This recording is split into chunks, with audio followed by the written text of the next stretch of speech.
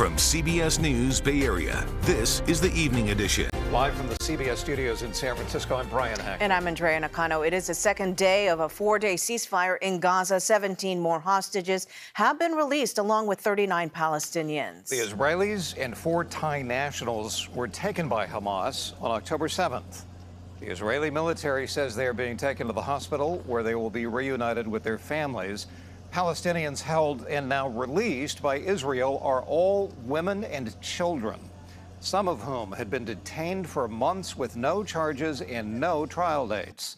There continue to be calls for a permanent ceasefire. This was the scene in downtown Los Angeles today, where the vice president happened to be in town. Lilia Luciano has the latest from Tel Aviv. Tonight, a delayed release of 13 more Israeli women and children and 4 foreign nationals held by Hamas in exchange for 39 Palestinians imprisoned in Israeli jails, ending a brief but tense standoff and fears of a 4-day ceasefire cut short. Friday, the images of the first 24 of the hostages being released and the emotional family reunions, like that of 9-year-old Ohad Munder racing to his father's arms on the first day of the temporary truce, spread some joy and a cautious dose of hope. 4-year-old Raz Asher told her father she dreamt of coming home. Her dad told her that her dream had come true. In the Israeli-occupied West Bank, parents of children and young women released from Israeli prisons held them in relief and disbelief.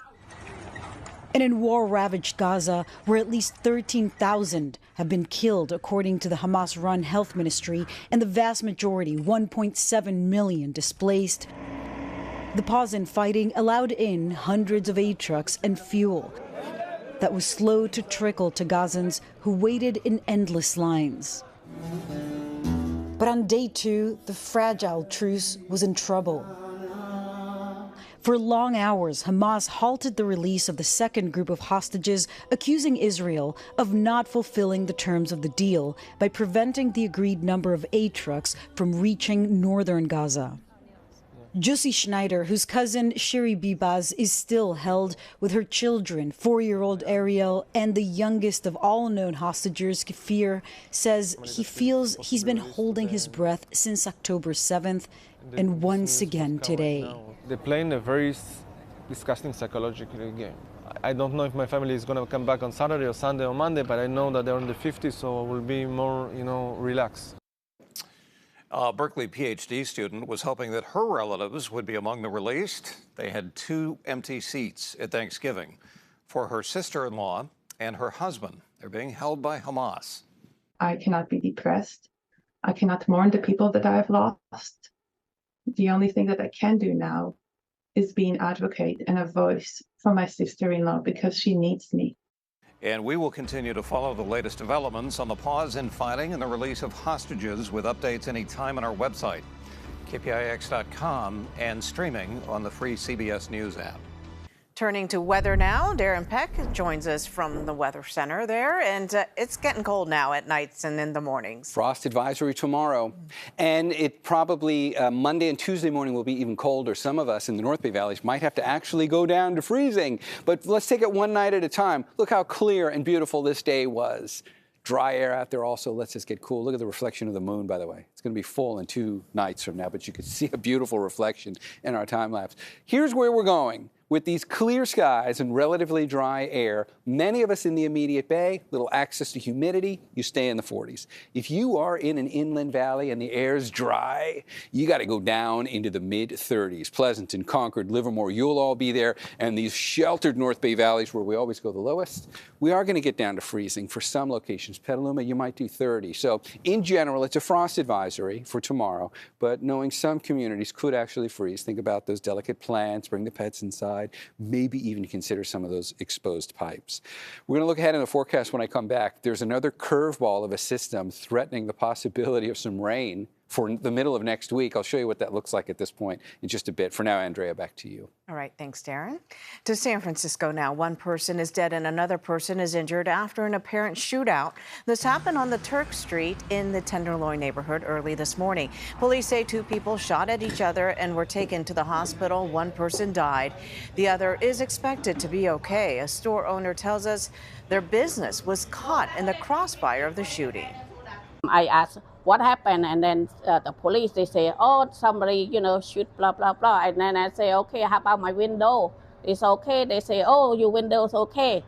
When I go on the back door, when I turn on the light, my window is smashed. San Francisco police are still looking into what led up to the shooting, and they have not made any arrests. Black business owners in Oakland are hoping people use holiday shopping as an opportunity to invest in the Black community. Dozens of vendors came together in downtown Oakland for the annual Blackout Market.